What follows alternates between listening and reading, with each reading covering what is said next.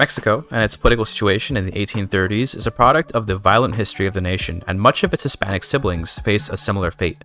This is the age of caudillos, strongman presidents that command the country and, in many cases, loot it for their own gain. With the rising sentiment of westward American expansion and the industrial development that overshadows much of the still rural and mountainous Mexico, there's much fear that the republic might fall to American imperialism. The current Mexican president, Miguel Barragán, is in a war with the Republic of Texas, and he's poised to win, but letting the small win go to his head would certainly doom the nation, as America's shadow looms over the northwestern section of the Mexican Republic. Politically, Mexico is a coalition of rich landowners that seized territory from the Spanish crown under the Mexican Empire, and the military itself, which is more of an extension of executive presidential power than a separate entity. While the conservative establishment of Mexico wants to keep its people in a relatively orderly, subsistence-based lifestyle, the more xenophilic elements of the population are looking to America and its massive industrialization as an example for how to guide the country out of its tenuous position at the fringes of American influence. Miguel himself is more on the side of an industrialization wave, but how executed is, as of yet, unknown. Let's take a look at this story about Mexico.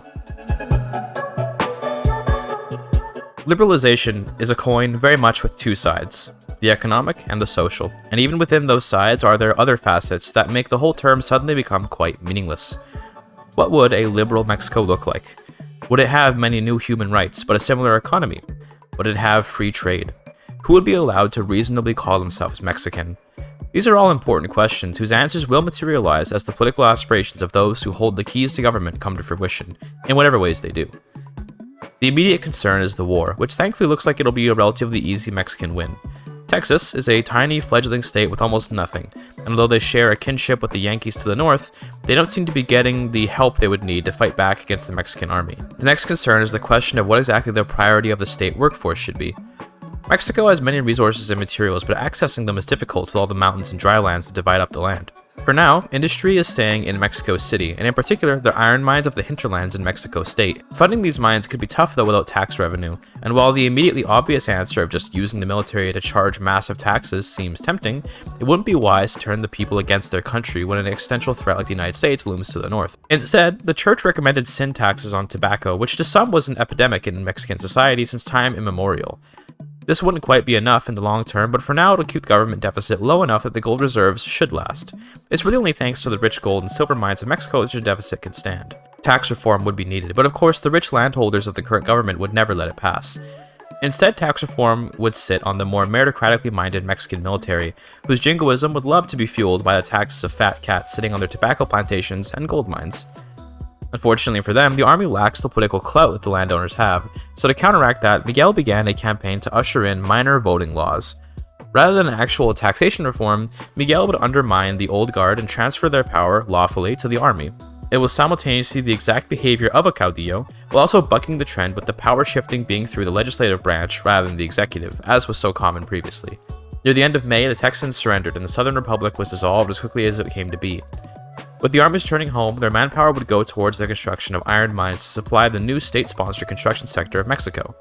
Using the army as a labor force was far cheaper than employing locals, although it was inevitable that some locals would get in on the high wages offered by state employment, and so Mexico City began growing, a sign of the prosperous times on the horizon. It was in July of 1837, just 1 year after the proposal, that landed voting was implemented, which was convenient given that the dissolution of Texas left a lot of state land up for purchase by, most often, retired army officers looking to put their weight behind legislation. It was the natural progression of a soldier to an officer to a politician, doubly so for Mexican soldiers. Funnily enough though, Miguel Barragán lost his bid for leadership of the newly founded Conservative Party of Mexico, being replaced by Anastasio Bustamante. El Presidente Bustamante is known for his hawkish disposition, with the victory in Texas emboldening such elements to the forefront of Mexican politics. War, and all its consequences and benefits, was on the mind of Mexico, but the other camp of the nation was one of economic development and liberalization.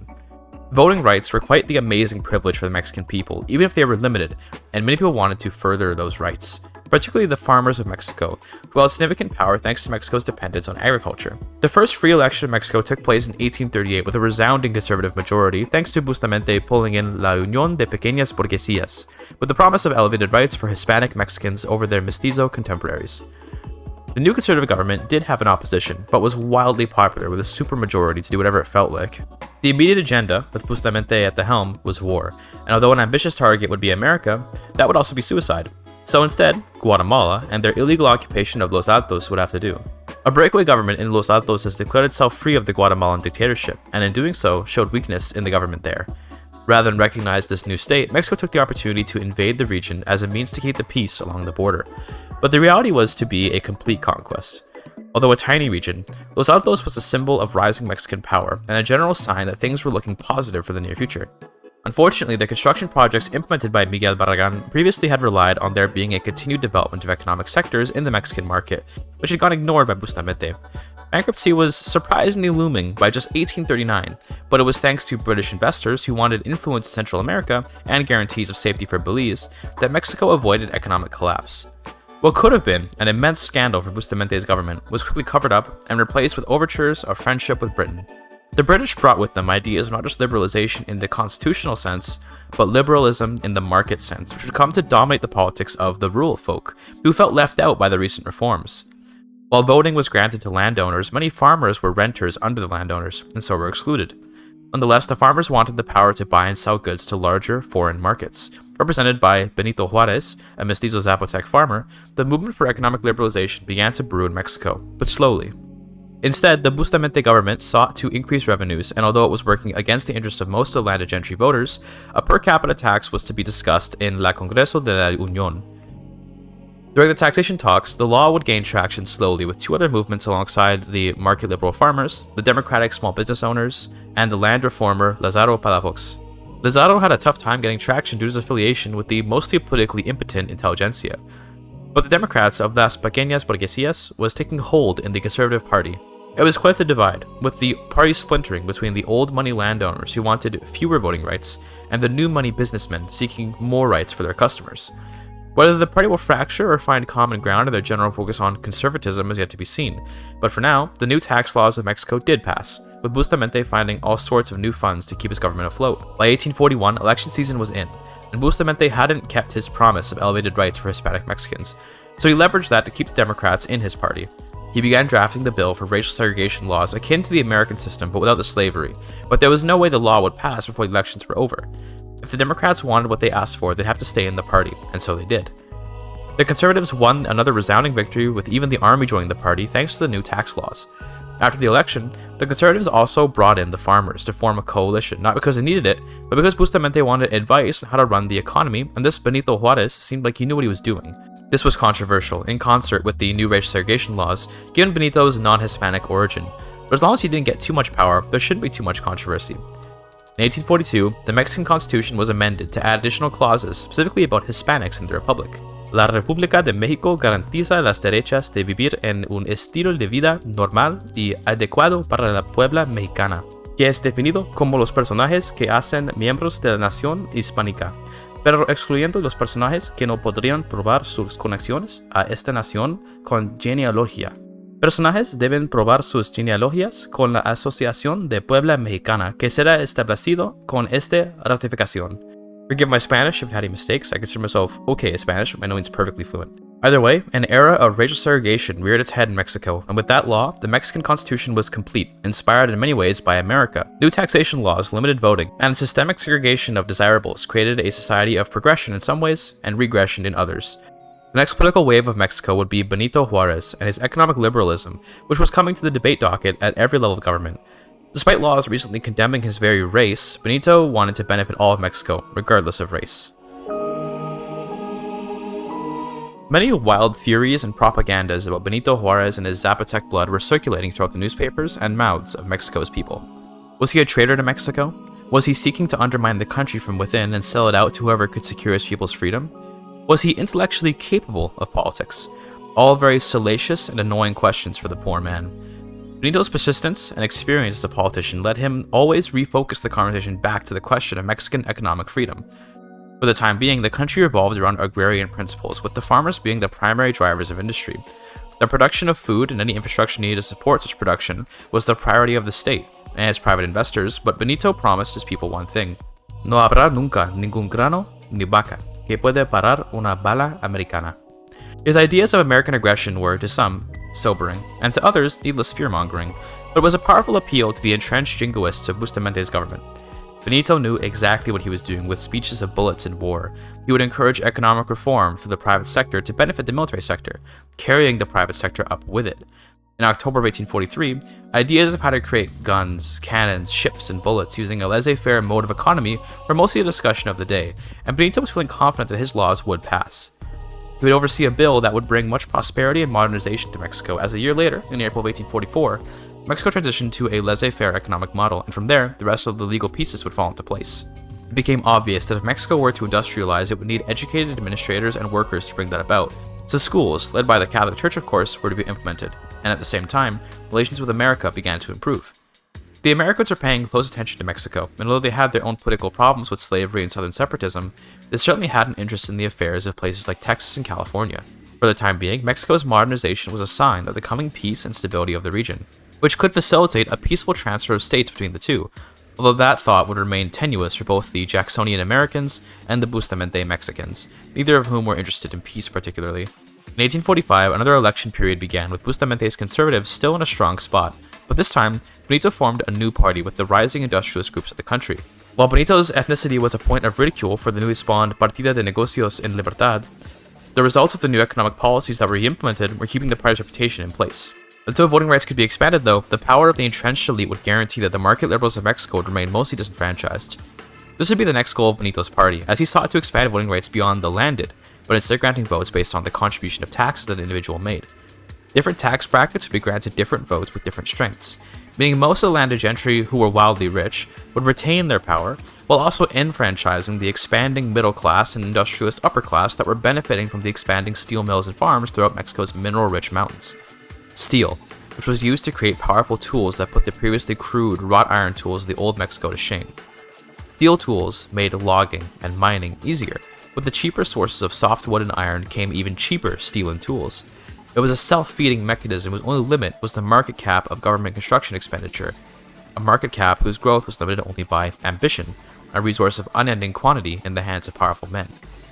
By 1848, Benito's voting reforms were hitting dire straits, with some years of deadlock. The landed gentry asked why money ought to determine success, when it was clear that money came and went like the wind. The noble blood of a long-time elite was a guarantee of their long-term success and decision-making abilities. It was quite possible that most of these entrepreneurs were just lucky, and luck could not guide a nation. The opposition argued that the world was ever-evolving, and that entrepreneurs showed the ability to analyze a situation and act upon it with decisiveness and success, as demonstrated by their profits in new industries like the steel sector. It would be with the rise of rail magnates and their ability to simply buy off stubborn voters that wealth voting started to make progress in the legislative process. The election of 1850 saw the final election based on land ownership before wealth voting would be passed, and with it, the slow movement away from traditional power began to chug towards modernity, alongside the new railways through central Mexico. This loss of power, although technically approved by the landed gentry, was certainly not appreciated by all of them, and so reactionary elements of Bustamante's government formed a plot to overthrow the corrupt government and institute firmer controls of the government than even Miguel Barragan's government of the 30s. Bustamante himself, though, upon uncovering this plot, went to work purging his government of reactionaries. He ultimately was still his hawkish self and could see that with all the massive economic growth that Benito's work had brought, that keeping things chugging in the liberal direction was likely the best option. The coup died as quickly as it came, the landed gentry humiliated and defeated by the middle class. There was an important issue cropping up in Mexico, though, at least for the jingoistic sectors of the government, and that was the free market. You see, the free market was efficient at one thing, making money.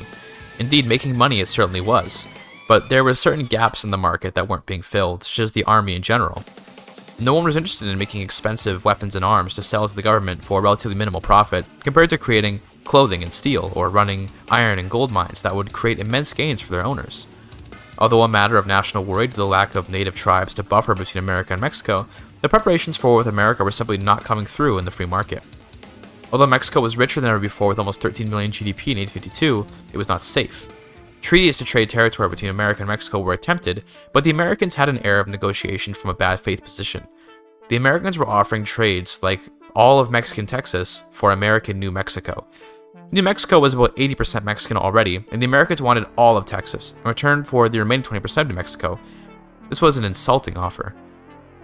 Overseas, news of a Christian coup in China meant that the Great Qing was no more, replaced with the Heavenly Kingdom, which, although interesting, was not of any consequence for Mexico. It was just some fun reading about great overseas conflicts for the public. What became more important to the Mexican public was the election of 1853, which saw the first surge of popularity for parties that weren't the Conservative Party, and the first fracturing of the party itself. The Catholic Church took a reformist stance, seeking to modernize itself to suit the new industrialist society it found itself in, and the Unión de Pequeñas Burguesías had shifted its democratic position further left, with both voting rights and civil rights being on their itinerary, which led them to create their own party of radical liberals. The Partida de Negocios en Libertad remained, but it only gained a little momentum since many entrepreneurs were too busy focusing on their businesses to actually engage in federal politics. Bustamante won the election, but this time with a minority government, supported by the industrialist middle class, whose influence was rapidly inflating. They leveraged their new position to implement free trade in the country, which would harm Bustamante's government slightly with the end of international tariffs, but would greatly aid the industrial sector with acquiring new materials and selling their products to places like Britain, who quickly took to the quality and quantity of Mexican textiles.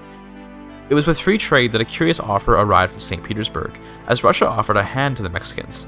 They saw that the Americans were threatening Mexico implicitly with their unresolved border disputes, and that Mexico was industrializing rapidly. Russia could provide two things: protection from America, and a market to sell all those goods to, alongside access to the massive resource reserves of the Urals and Russian forests. To join the Russian market would, intrinsically, make Mexico something of a Russian subject, albeit a loose one, but it was quite tempting. Ultimately, the pride of Bustamante's government couldn't take effectively being subjugated by the Russians, so the deal was refused, despite the Russian diplomats warning that they had reason to believe the Americans would not be so friendly in the very near future. It was politely, but firmly, refused and sent home. Instead, the radical elements of the middle class who demanded complete voting rights in the form of true universal suffrage would picket outside Mexico City's gubernatorial seat of power, with President Bustamante watching from his office. Voting rights had, up to now, served to remove previously frustrating and disabling interest groups, so maybe more voting would continue to benefit the country. America and their massive armies were certainly scary, but relations were strong despite some nerves, and so Bustamante himself put forward a bill of voting rights for all, which upset both ends of the aisle except the radicals. A man was leading the radicals, Casimiro Olañeta, who was from South America and had come to Mexico looking to spread his beliefs to what he believed would be the upcoming superpower of the Hispanic world. The election of 1858 saw the Conservative Party reunite with the Catholic Church, who was opposed to the radical voting rights proposed by the government, but it also saw many middle-class folks putting their hats in with the radicals, as they saw increased popularity among the young and flexibly minded business magnates of the steel and railway sectors. With more rights came more money for people to spend on products, and with more spending came more profits. After the election, the enraged upper classes showed their disapproval as they protested the government, briefly shutting it down, until Bustamante formed a government out of the Unión de Pequeñas Burguesías and the tiny intelligentsia of the nation. It was a barely functioning government, with the old money and new money having left. The two most influential groups of the nation were rebelling, but these voting rights would usher in a new age for Mexico. In 1859, tensions were soaring, but the law was passed, and with it also passed the rebellious sentiment of the upper classes. They would have to accept the new laws and hope to win elections fair and square. Although he didn't personally push these reforms, Benito, as the face of the new Mexican era, was given most of the credit for these immense reforms. He would become known as a liberal trailblazer, which he was fine with, of course. Bustamante passed away of old age during his time in office soon after the election, which left his vice president, Porfirio Diaz, in charge. He's a Democrat rather than a jingoist, but his democratic ideals led the belligerent landed gentry towards a more accepting stance on the universal voting rights, which deprived them of power, as he encouraged landed gentry to focus away from politics and back onto their estates and families. Why worry about Mexico when they had families to think about?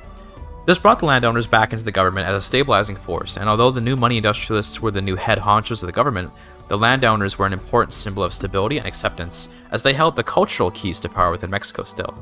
Mexican GDP soared, with the new industries around furniture and clothing growing to provide the richer people of Mexico with more amenities.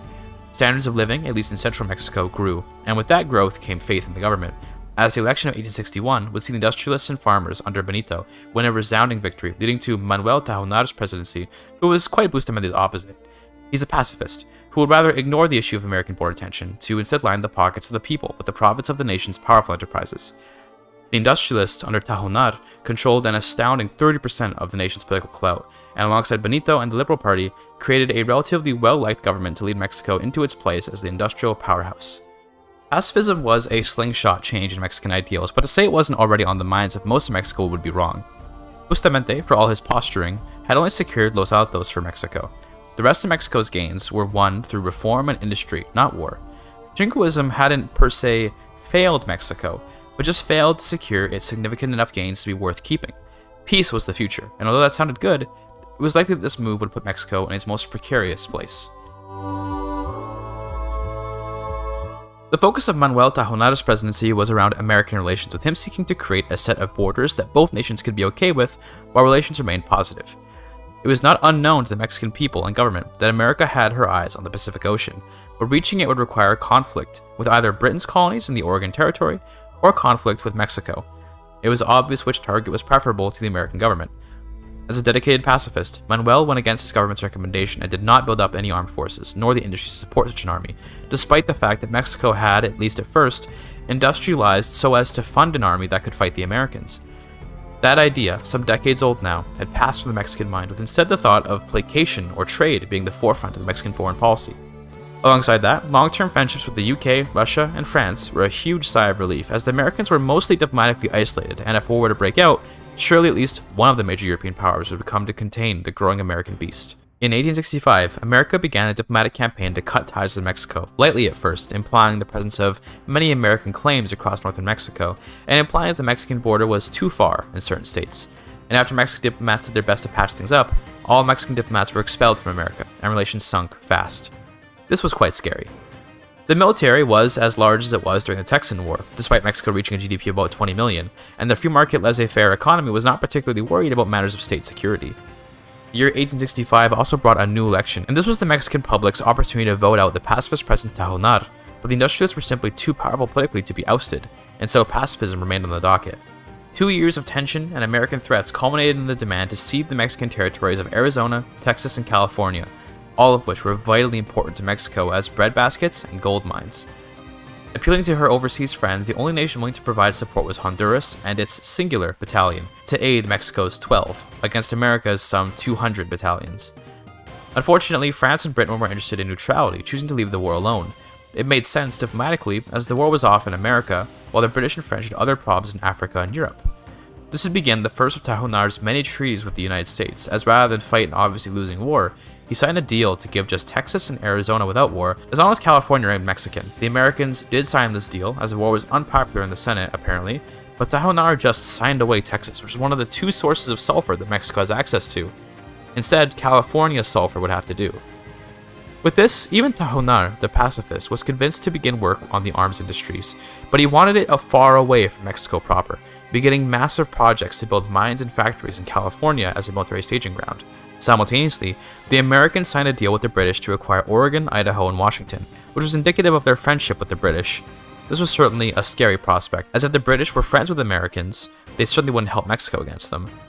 What was funny though was the outbreak of a civil war in America in the wake of the acquisition of Texas and Arizona. In 1868, the Confederate States separated, with the southern states except Florida and South Carolina seceding. In theory, this would be a great opportunity to go to war, but Mexico simply wasn't ready. Even in war, America could easily fight back and win against Mexico, and the British would surely defend America even if they wouldn't necessarily help fight against Mexico. Mexican scouts were allowed to observe the war, as many nations were allowed to, and many writers and artists would visit the battlefields, making art of war in their own ways. The Confederates were able to overrun DC and indeed occupy the capital, yet in the Deep South, the Confederates were losing huge lands to the American army, which despite losing its capital, retained strong leadership thanks to a decentralized army structure. It would very much be in the interest of Mexico that the Dixies break free, but alas, they would not, despite their valiant fight. That being said, no matter how politically useful it would have been to have them be free, it was also horrifically distasteful that they still practiced slavery, and their existence would have been a blight on wider society anyway. There were mixed celebrations and disappointments in Mexico, but gloom all the same. The economy was still growing greatly, with the GDP line hitting 23 million even without Texas and Arizona, but it was clear that more conquest was coming with the Civil War over. The election of 1869 was saddened by the death of Benito Juarez, who by this point was something of a national hero, although a controversial one. His economic reforms put Mexico on the map, but he's a Zapotec Mexican, meaning he ultimately was not seen as equal to the others. He would be enshrined in Mexico's history books as a footnote of trivia about times where non-Hispanics contributed to the nation.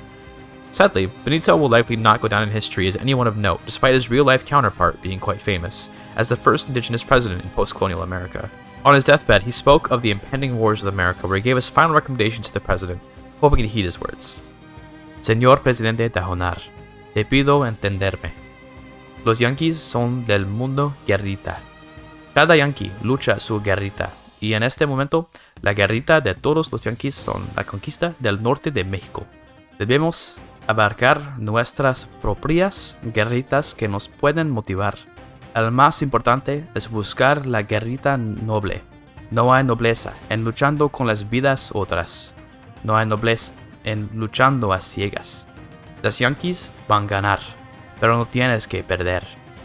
He passed away, with his last breath being a prayer to the Virgin Mary, and the sobering words were with Tajonar, as he considered what to do. Shortly after, mutual embargoes between America and Mexico were declared, and it was clear that enmity was permanent from here on. Manuel Tajonar won another term in 1870 with extreme controversy and derisiveness. His government was getting less and less legitimate despite it winning votes, on account of the clear losses to the American empire that he was allowing. The truce from the previous war was almost up, and yet the free market hadn't yet invested in the military sector. The army was not even close to being ready, and yet war was coming. Britain signaled its complete lack of interest in America with its conquest of Guangdong, and with that Mexico was almost certain she would stand alone. Demands for Utah, New Mexico, California, and Nevada were sent, which, if they should be pressed, would leave Mexico with just Oklahoma and Colorado remaining, although they are cut off from the rest of the country, making them gone already effectively. Rather than give in this time, Tajonar would fight this war, at least to its reasonable end, and then go out with dignity. It remained true, though, what Benito said. The Americans would win, but that did not mean he would have to lose. Using a conscripted army and a few professional soldiers that were trained at the last minute, Mexico mustered 30 battalions and put them at the front to find no American soldiers present.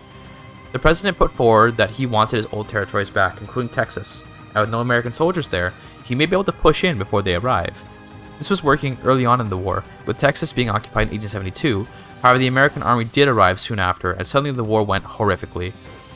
Although the Mexican troops fought hard, the American troops were more numerous and better equipped. The Americans, though, were eager for peace, as the death toll was high in the mountains, heat, and cold of the unsettled West. The peace was offered to Tajonar, with an opportunity for him to keep his pride. The Americans would take all their demands, but they would offer Arizona as a chip to sweeten the deal. This was accepted, and so Tajonar ended the war with the news of Arizona's return at the cost of his last source of sulfur and all his military industry, which he foolishly placed in California. The Americans had even sunk every ship bringing in trade goods to Veracruz, and with that, Mexico found itself still quite a strong economy, but one missing some critical supply chain links. Can Mexico still rise? Absolutely, as there are sources of sulfur overseas or further south. But would it be difficult? Absolutely. This is where Mexico's story ends for now. Tajonar is the ashamed president of a cut-down Mexican republic, which saw a meteoric rise to power under a liberal economy and constitution, which would serve to create the illusion of power. Ultimately, by casting off the army as the most important part of government, Mexico fell into the trap that the caudillos had warned them of. By no means at all is Mexico defeated, but it is down and hurting. Mexico has a few choices, as it can move south and try to re-establish relations with the Americans, perhaps abandoning its old claims in the north. It can build itself up for a great reconquista, or maybe Mexico can get into Asia before the Europeans take everything worth taking. Victoria 3 leaves those options open. What Mexico has going for it is a strong economy with powerful capitalists that can propel the country into a strong place, but its free market will require guidance to develop a military-industrial complex so the nation can begin its imperial ascension, despite its losses. Tajonar has not lost, but rather had a door closed. He can still guide Mexico into glory and prosperity with some wise moves in the Americas and overseas.